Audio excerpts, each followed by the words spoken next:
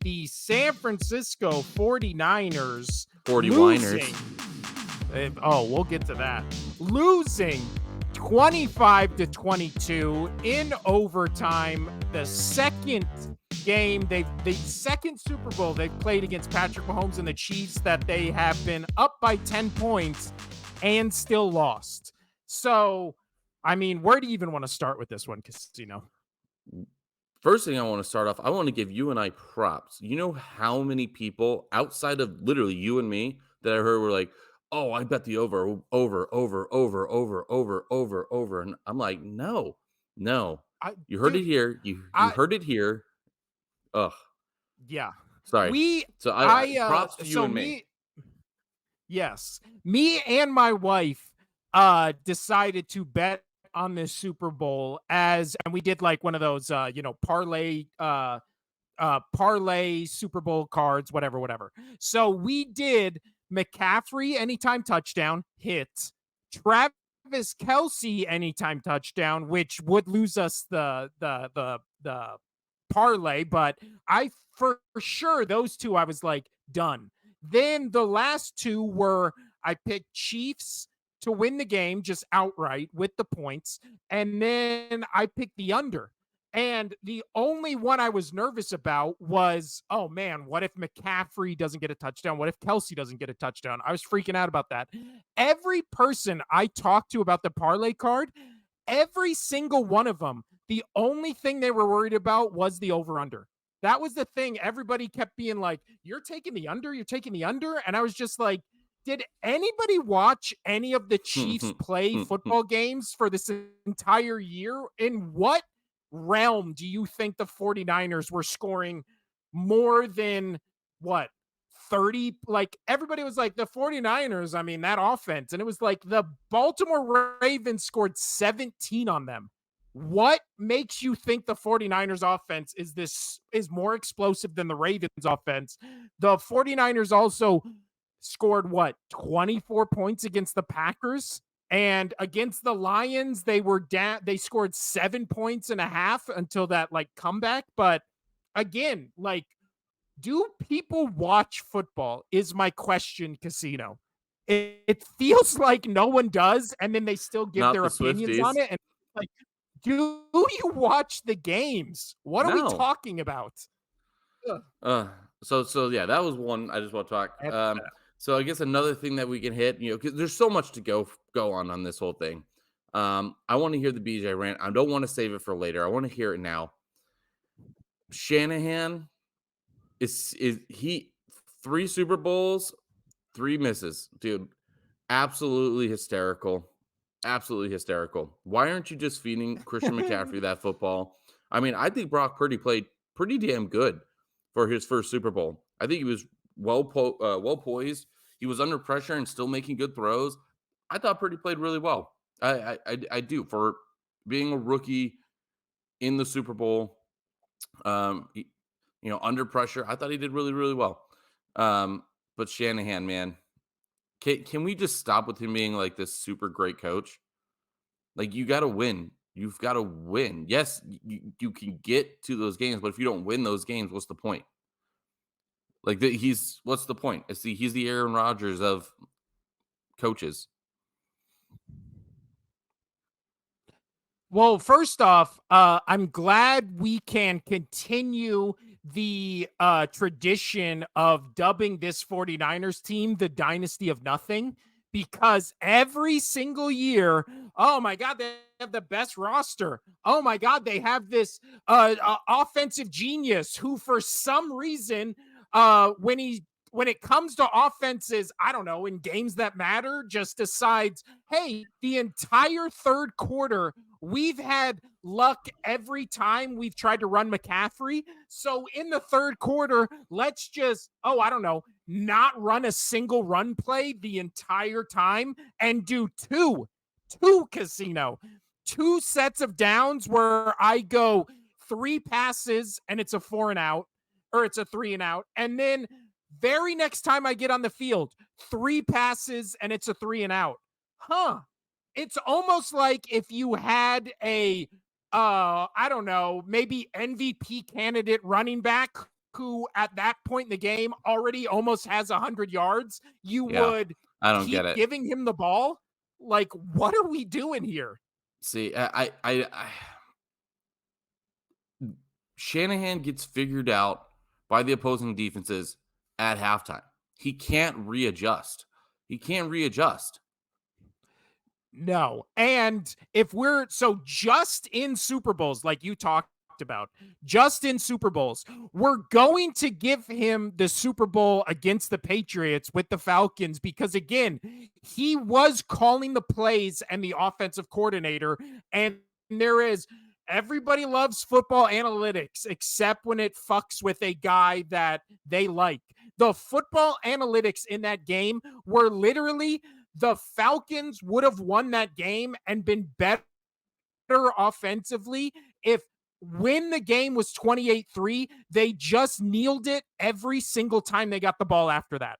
So this offensive genius, the analytics were saying his offense is better if his quarterback kneels every down after they got the lead. Yeah. So again, in Super Bowl 51, he blew a 25-point lead. Super Bowl 54, he blew a 10-point lead. Super Bowl 58, he blew a 10-point lead. Again, last two 10-point leads blown against the exact same team. And again, going into half, this game ended 25-22. Into halftime, it was 10-3, and the 49ers were completely dominating the Chiefs. Yeah. Completely.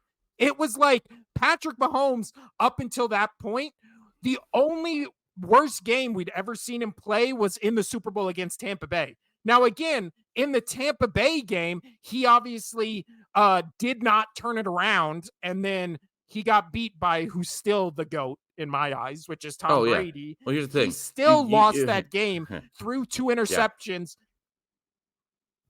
Sorry. If you want to be GOAT, you had to beat the GOAT, and you never got the chance. I mean, you had the chances to beat the GOAT, and you never did. Sorry. Continue.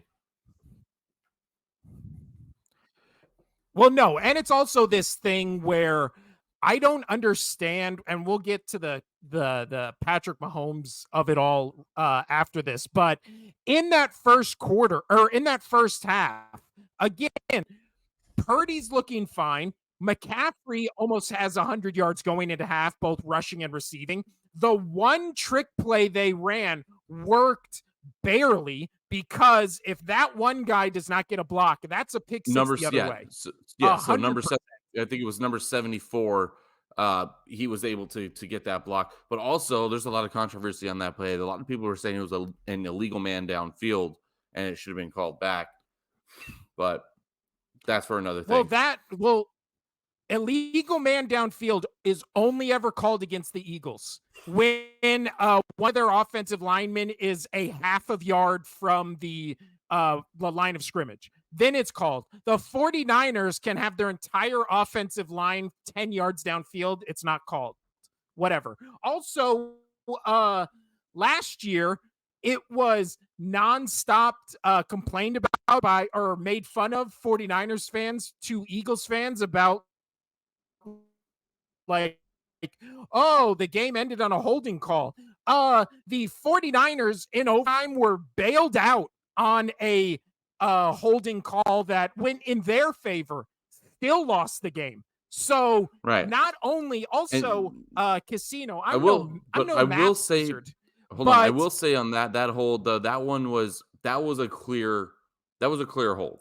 That was, but they got bailed out. You're right. They got bailed out and they had their chance. So they can shove it up their butt. Yeah, but I'm no math wizard, Casino, but let's see. Last year, did the Eagles score more than 22 points against this same Kansas City Chiefs team? Oh, yes, they did. Huh. That's so interesting, because apparently the only thing stopping the 49ers from winning last year was that Brock Purdy wasn't in the game. Well, let me check. Oh, yep, it says right here, Brock Purdy did in fact play the Super Bowl game and then scored less points against this same Chiefs team than, again, a worse Chiefs team than the Chiefs team last year. So to all 49ers fans who spent a year shit talking, this is karma, and this is a cup of your tears that I am enjoying this entire podcast. So, all right. So from there, saying this, and and so going back to Brock Purdy and the Shanahan breakdown at the and not using McCaffrey in the second half. Purdy, yes, his completion rating was a lot worse in the second half. Well, you're not doing the dual threat with you have a decent quarterback, that can throw the ball real well, and he showed that he had immense cool under pressure in the first half, and then you're not running your running back in the second half. Why? That's going to open up your playbook so much. But if you're just going to throw, of course your quarterback is going to show less. Anyway, so that's that one. Yeah, over that. I do go for it. No, McCaffrey in the game, he finished with 160 yards. Again, finished with 160 yards, averaging 10 yards a reception, did not touch the ball as a running back in the third quarter. So I mean, you can count overtime because that almost went the entire length of overtime. And he ran the ball of the game. Yeah. 4 quarters of the game, he had 160 yards. He would have been well over 200 if they would have run him 10 times during the third quarter, which they probably should have ran him even more. Like, again, Purdy wasn't good, or Purdy wasn't bad, I mean, but it's not like he lit the world on fire. Also, he did what he needed to do as a rookie quarterback in the Super Bowl. Yeah, and can we stop with the Kyle Shanahan offensive genius thing on the other level, which is, hey, all the Chiefs are doing to get pressure on Brock Purdy is zero blitzing. So instead of putting additional blockers either on the line or in the backfield, I'm going to send all my tight ends and running backs out on routes. And so defenders can just get free shots at my quarterback. Who has been saying he does that for 2 years now? And then we see it every fucking game. Nobody ever addresses it, and we still want to call him a genius. You know how when the game's on the line and it's a 3rd and 4 and the Chiefs are showing all-out blitz, and then they all-out blitz and Brock Purdy has less than 1 second to throw the ball? It's almost like if you're an offensive genius, you should maybe see that coming because that's the 25th time they've ran that play in this game. Like, what are we doing? Like, I don't understand it. I'm an idiot. I can clearly see it's an all-out blitz, but Kyle Shanahan is just like, I know they're about to blitz everybody, but let me send 6 people on routes right now because they're going to all get open in 0.1 seconds. Like, Kyle Shanahan, biggest fraud coach in the NFL that everybody thinks is this genius. Only legitimately, like, but I mean, they win games in the regular season in week 8. So genius, offensive genius. Oh my God. That made me feel good. Thank you. I needed that. I was waiting for that one. I wanted the Shanahan rant. It's just, again, man, you're making me root for the Kansas City Chiefs, another team I hate because of your own incompetence and because you're also fun yearly tradition of seeing Deebo Samuel with a towel over his head crying on the bench. That's a fun yearly tradition I can really like to be a part of. But again, you would also think in the game, I don't know, talk so much shit, he would actually do something. 3 carries, 8 yards, and then 3 receptions for 33 yards. So, I mean, keep talking shit because in the biggest games, like the one you played last year against the Eagles, you fumbled on a reverse. And then in this game, you were completely absent from. So, I mean, I hate the 49ers so much. And I just love this is how they lost the Super Bowl. It's so, just the irony, again, the tears. Nice. Also, two teams I hate the most, Casino, 49ers and Cowboys. Both have not won a Super Bowl in over 30 years. Both have never won a Super Bowl since I've started watching football because, again, I started watching in 99. Uh, 49ers have been to 3 Super Bowls in that time, lost all of them. Eagles have been to 3 Super Bowls in that time frame, won one of them, which I'll take. Should have probably won last year as well. But Cowboys have never gotten close.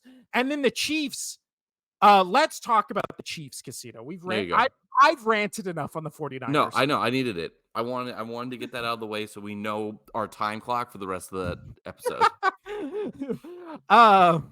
When it comes to the 49ers, You just said let's talk about the Chiefs, and then you go back to the 49ers. I'm sorry. Yeah. No, let's talk about the Chiefs. When it comes to the Chiefs, we've been saying it all year. We haven't been the only ones. We picked against them in almost every playoff game they played. This was supposed to be a down year for this Chiefs team. I mean, you can't name, outside of Rashid Rice and Travis Kelce, you can't name another good weapon they have, right? I mean, Pacheco is a good running back, but again, he's not like a game breaker, especially in the passing game. So when you look at this Chiefs team, all-time defense this year, there's a possibility they lose Chris Jones, which would be a huge blow. Huge. But going into next season, this was supposed to be the year the Chiefs were rebuilding and they won the Super Bowl. Again, did everything they'd been criticized for, which is go on the road, not have the number 1 seed, and then they still beat the 3 best teams in the AFC to get to the Super Bowl and then beat the number 1 seed in the Super Bowl.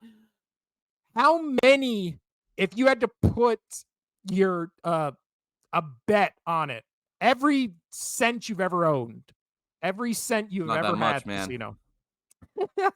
How many Super Bowls do you think Patrick Mahomes ultimately ends up with? Because he's got 3 now. I think 5. You're saying he's only 28 years old. You're saying he only wins 2 more. Right. I do. Because he's good. He's good. But if it's a lot has to do with his coach, and this year he had a great defense. You know, you're not going to get that every year. If Reed retires, I could see him 2 more times. I could see him winning it 2 more times. Yeah. I can see him winning it 3 more times if Reed stays here with him. So I just have trouble seeing, because I don't think Reed's going to coach another 10 years. I don't see that happening. And so with that being said, like that longevity that Brady and Belichick had to reach those numbers, I don't think you're going to get that with Reed and Mahomes. And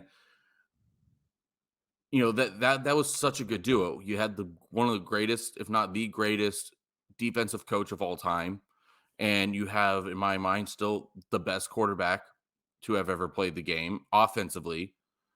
Just very smart. You marry those together for 20 years, like, yeah, you're going to win some Super Bowls. It's fantastic. I don't think, though, Reed's going to stay around that long, and I don't think even Mahomes will play well. I don't think that he could replicate what he's done with Andy Reid, personally. Yeah, well, it's also that thing where, can Andy Reid stick around when he's being assaulted by his tight end on the sidelines? Oh, we'll get to that story. I mean, that was there was, I can't remember where I heard this question asked, but this was a great question.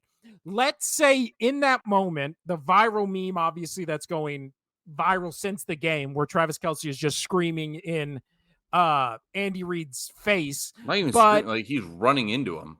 Well, the full clip, the meme is him screaming in the face. The full clip is him just running straight into him and almost knocking him over.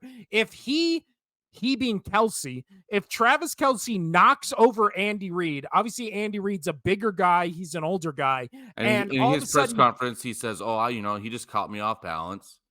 Yeah, so he gets knocked down. let's say he breaks something, breaks an arm, breaks a leg, or is somehow injured. What happens in that scenario, do you think? Is I think Travis Kelsey has a indefinite suspension. I think that's what would have Well, happened. I'm more meaning just in the moment. Like, what do? They just rush him to the blue tent. They rush him to the back. Somebody else takes over play calling. Like, we've never seen a scenario like that, right? Where I don't know. I can't remember a game where a coach gets knocked, even by like players on the field, gets like knocked out of the game or whatever. They must have. Right. I know they have assistant coaches and stuff, but there can't be So it's protocol funny you for. mentioned it's funny you mentioned that you haven't seen that. So I have seen players go off on coaches plenty, but I don't personally remember any players like actually physically touching another coach. Like maybe outside of like, tapping them or something like that, but not running through them like Travis Kelsey did. Like I've seen Brady and McDaniels many times, especially later on in that career with the Patriots, where Brady's absolutely furious, yelling and screaming at McDaniels, and they're getting into like heated arguments. But I I personally don't recall Brady ever physically assaulting his coach, and I don't honestly remember any players having done that throughout the league, physically assaulting their coach. Like in my memory, I could be totally wrong. I'm sure it's happened, but like that was wild. That was absolutely wild. Yeah.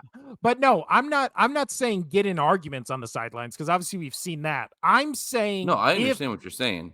it would have carried on long, like if he would have hit him harder and they'll play it off and be like it was an assault. It really wasn't, but it would have been if he would have hit him harder and knocked him over. Because then again, it's an elderly guy, like blah blah blah blah blah.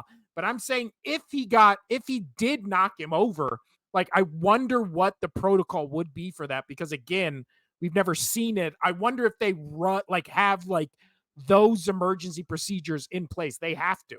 But again, if we're talking about people who don't know rules or like have any plans in place, did you see after the game where a bunch of, and by a bunch of, pretty much all of the 49ers players apparently don't know the rules to the overtime? So Which is they were all wild. thinking, which I also don't think is true because No. none of them acted like they won the Super Bowl after kicking the field goal, right? They weren't celebrating. So they obviously knew the game was continuing. Well, So when were yeah, they well, and here's told? the thing. But here's the thing, like just go off of regular overtime rules. Who got the ball first? The Niners. They went down and kicked a field goal. So even in regular overtime rules, the Chiefs have a chance to come down and either get the touchdown for the win or kick a field goal to tie. Even in regular rules. So that doesn't fucking apply. It doesn't apply. Yeah. It would have been a thing where if they came down and they scored a touchdown and then they're like, wait, why are the Chiefs getting the football? This doesn't make sense. We Yeah. got the touchdown. But no, it went back to normal rules. It was regular overtime rules. And what's funny though is it's funny you say that though, because when the referee was explaining it, like he was stumbling over himself a little bit. So I was Yeah. like, ooh, I hope people don't have confusion on that and they understand how overtime rules work. Um, but I do think he Which cleared it I'm up glad enough. they did put up the graphic. They did put up the graphic explaining it because I was like, oh, okay. Just so we're clear. Like that's Right, good. and But you which know what's going on, and your coaches have prepped you for that. You know what's going on. It's absolutely ridiculous, and what a fucking idiotic statement to say that. Oh, we didn't know the overtime rules. It doesn't if you know. It doesn't matter if you don't know the overtime rules or not. It didn't apply. They did not apply. The only difference is both teams are guaranteed a possession. That's the only thing, unless it's a defensive touchdown. it also would have been hilarious if they did score a touchdown and then they all started celebrating and freaking out like they won the Super Bowl. And then the What if that refs would have happened? to come What if out. what if like the confetti went off and everything? Yeah. And then the refs have to come out and be like, no, no, they still get a chance. So, And then dude, Kansas it's City it's goes really down. Dude, and it's really scores. funny. I mean, I keep bringing up Patriot stuff, but, it's relevant. That's what happened in the overtime with the Atlanta Falcons, and you watch all, like, the mic'd up and whatnot. Julian Edelman is running around the field, like, after they scored, and they're like, "They gotta review it. They gotta review it. Like, this game's not over." Like, and it was close. Like, James White barely got into that, and they were wondering if his knee was down or not. But everybody, like, the confetti's there, everybody's on the field, and you had a few players just like, "They gotta review it. They gotta review it." Like, "What are you doing? Get the fuck off the field." It was great. It was great. But, those moments I love to see happen. I think it's happened in basketball before where that's happened, and I think it's funny. I think it's funny. I think it's pretty good. But also speaking of the overtime casino, what do you think about the rationale by again the offensive genius uh Kyle Shanahan, where afterwards he said, "We took the ball first because we figured we would score, the Patriots would score, or the Patriots, the Chiefs would score, and then and then our team would get the third and quote unquote final possession." That, like, what do you think of that mentality? No, I would've normally, obviously in overtime, regular overtime, you want it because you get the touchdown, you win. This is different. I don't agree with Tony Romo often, virtually never, but he said it, and I agree wholeheartedly here. You wanna go second in that position. When you are guaranteed the football, you know what you have to do because when you're so on that 49ers drive and they're down there, if they knew that the Chiefs were gonna get that touchdown, they would have gone forward on 4th. Yep. It gives you an extra down. So there's another horrible coaching decision by Kyle Shanahan. Like, horrible, like, dude, you take That's the so ball, weird. He never you makes those take bad yeah, decisions. you That's take so the ball weird. second because you get the ball no matter what. So even if they get that touchdown, now you know we're in 4 down territory this whole game. And then you can score, and then you can decide if you want to do the whole Dan Campbell thing and lose the game, you go for 2. Like, you could decide that if you like to. But you would have that option to go down and score that touchdown and then figure out from there. I think it's yes, your defense played really well for the most of the game, but now they're tired. Like, it's overtime. Like, people are fucking exhausted. Play smart. And again, this is where I have nothing bad about I have nothing bad to say about the Chiefs outside of individual players, really. Um, but like the refereeing and all that stuff, thought was totally fine. I truly I thought it was a pretty well ran, officiated game, my opinion. Yeah. Um, but it's what I've been saying. How those teams got to the Super Bowl. They were disciplined enough outside of Travis Kelsey. They were disciplined enough to basically methodically win the game. Like, and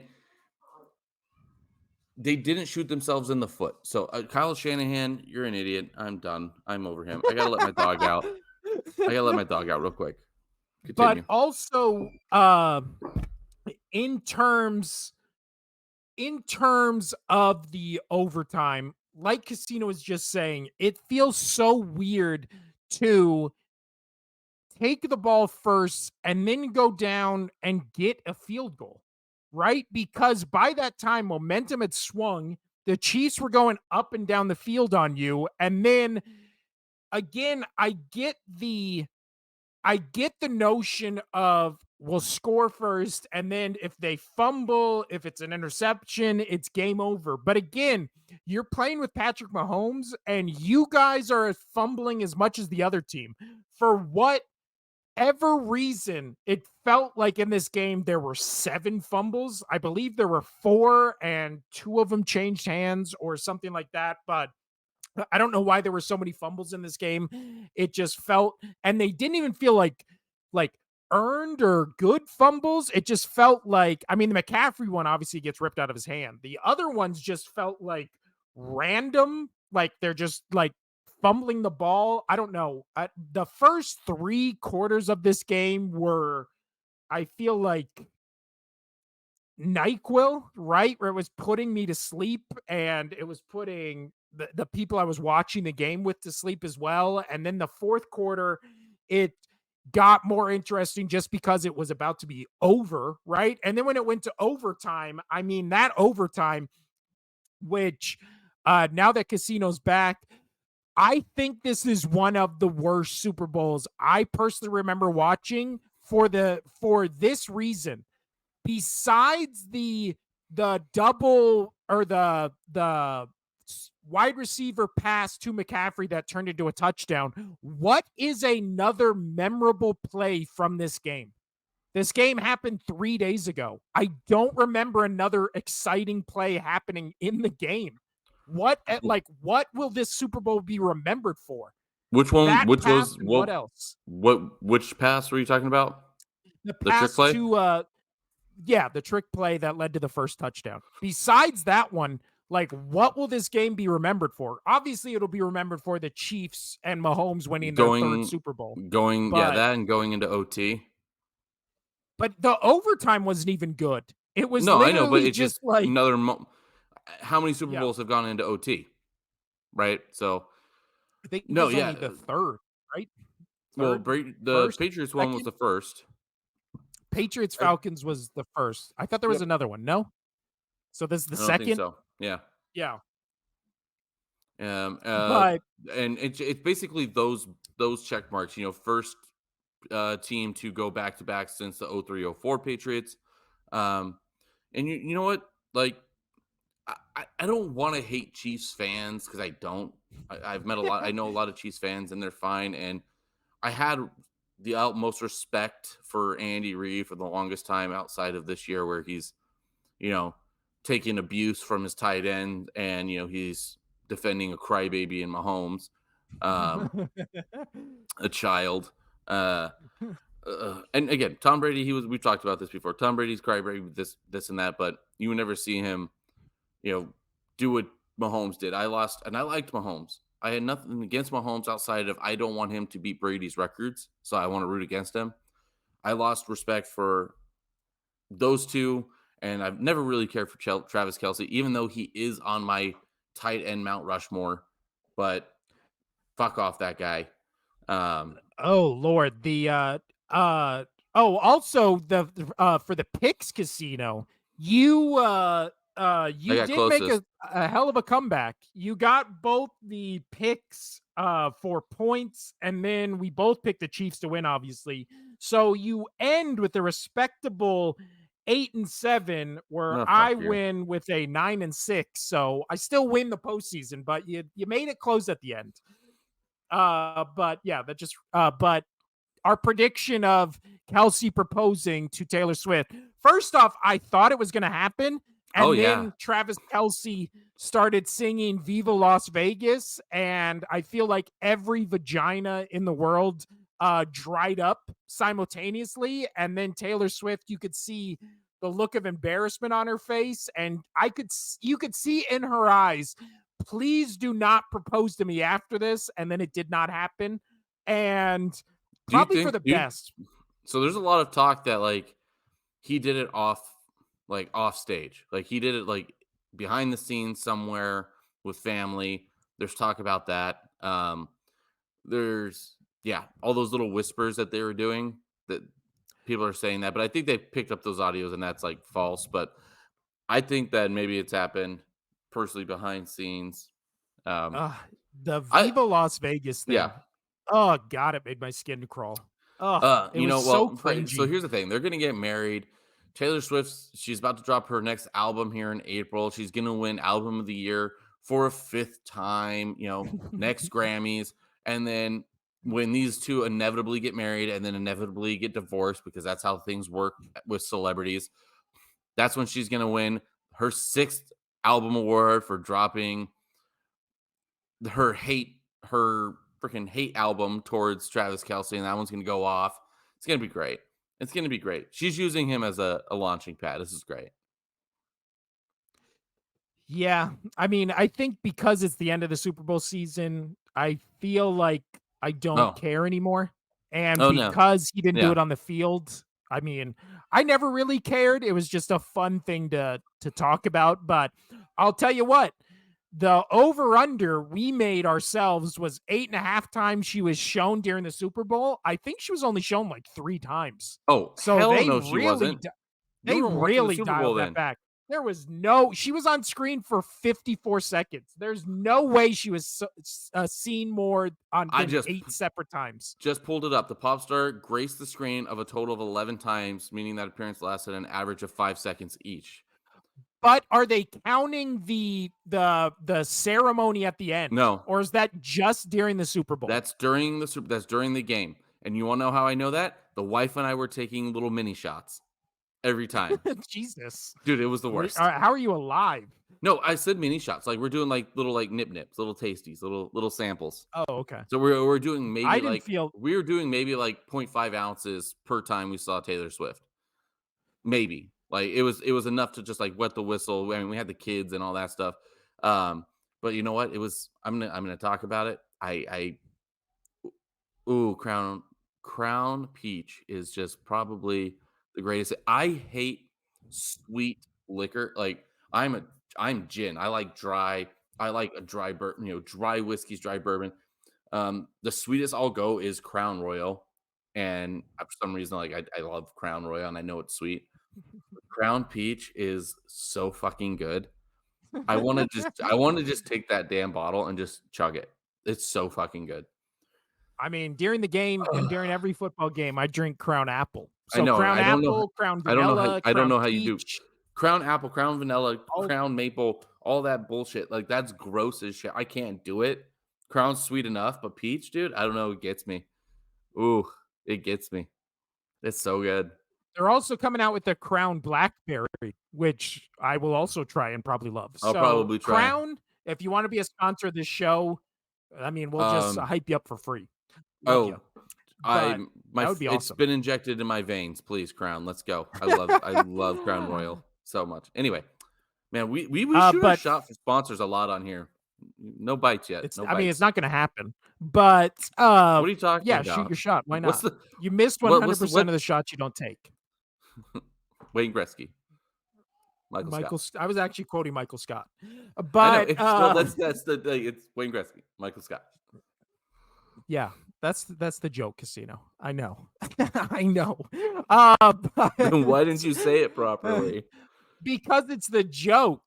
But final thoughts on the Super Bowl, Uh, Casino. I feel like we can do all uh, the legacy talk and stuff like this. We'll touch on it on next episode, but just strictly I feel speaking, the bad. Super Bowl. I feel bad for Christian McCaffrey because that dude's probably at the end of his career and he's put his body through hell for all the teams that he's been on. Kind of feel He bad for is that. I feel bad for a 27 run. years old. Yeah, I know he's 27 years old, and he's been in the league for what 7 years now. I don't know when did he join? This was his 8th season. 8th season, So he'll be going into his 9th. and we've been Yeah. talking about him. We've been talking about him since he got in the league. Like 8 years of really good run back. Like, and you just see all the things that he did with the Panthers and whatnot. Like he's putting his body through hell. I mean, running backs do in general, but he's such a high octane running back that I feel bad. I feel bad for players who take beatings and then don't win. Like Yeah. And you had to feel bad for him when he skill play fumbled as skill well. right. Like, Skilled ugh. players, whatever. You know, if they don't win, I'm not too worried about that. But like players who literally just put their body through hell and back, I feel bad for them a bit. I mean, speaking of, and now we will give some sympathy to the 49ers. The way Dre Greenlaw blew out his ACL, Oh, I mean, dear God, dude, that's got to just be demoralizing. Oh, no, it man, wasn't that an was ACL. rough. It was an Achilles, right? Or, yeah, I'm sorry. He Yeah, blew out his Achilles as just he was just trying running to. back onto the field. Ugh, that is heartbreaking, Do you blame especially to UNLV? Do you have blame that. the UNLV turf?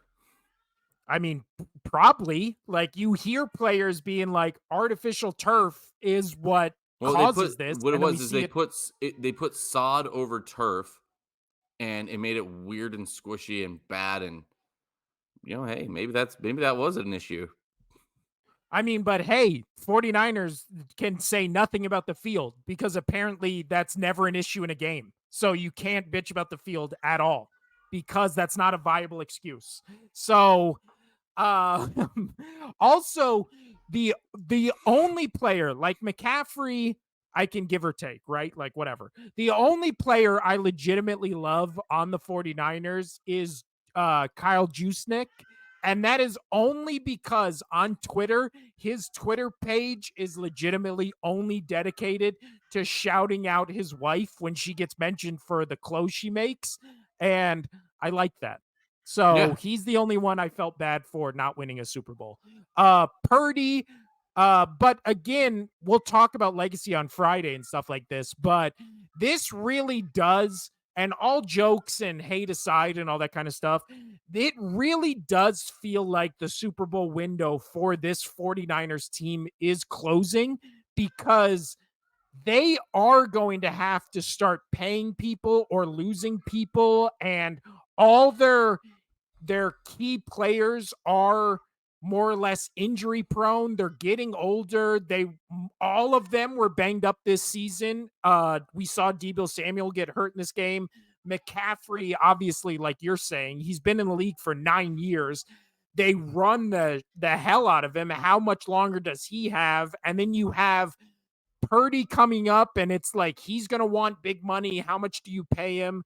Kittle's obviously getting up there with age. He's at an uh, an injury plagued career. You have what happened to Greenlaw. You have the back end and the linebackers on this defense getting older. It really does feel like this and maybe next year, and then it's kind of rebuild, restructure, that kind of stuff.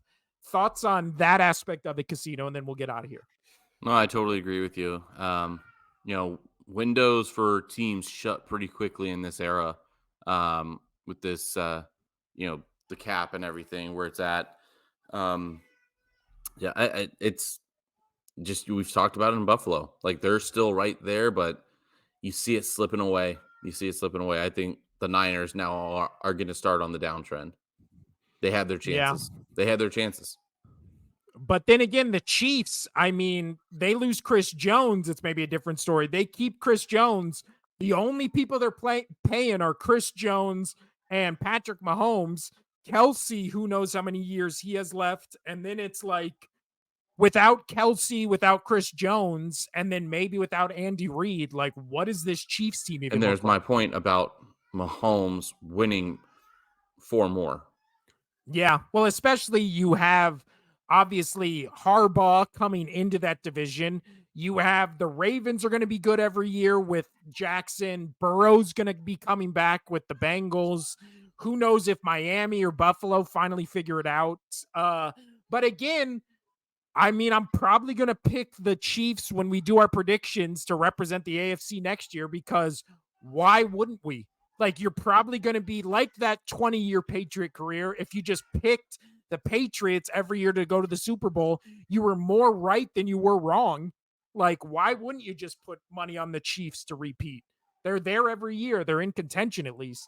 But on that note, Casino, we didn't really talk about the game, just more what happened in it. But that's also because I thought it was a mid Super Bowl. It was a boring Super Bowl to watch, especially those first 3 quarters were mind-numbingly boring.